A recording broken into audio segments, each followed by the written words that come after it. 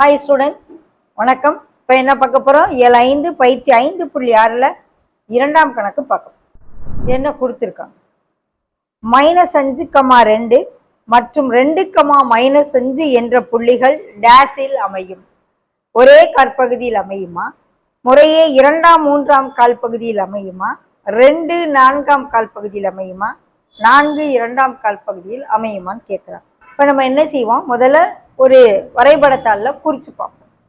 இது முதல் கால்பகுதி, இது முதல் கால்பகுதி, இது 2ஆம் கால்பகுதி, இது 3ஆம் கால்பகுதி, இது 4ஆம் கால்பகுதி. -5 2, எக்ஸுக்கு -5 ஒய்க்கு 2, எக்ஸுக்கு -5 ஒய்க்கு 2 இங்கே இருக்கும். அது முதல் புள்ளி. அப்போ எந்த கால்பகுதியில் இருக்குது? 2ஆம் கால்பகுதியில் இருக்குது. எக்ஸுக்கு மைனஸ் ஒய்க்கு ப்ளஸ்ஸுங்கல 2ஆம் கால்பகுதி, எக்ஸுக்கு ப்ளஸ்ஸு ஒய்க்கு மைனஸு 4ஆம் கால்பகுதி, 2 -5. ஸோ முறையே 2 மற்றும் 4ஆம் கால்பகுதியில் அமையும். ஓகே,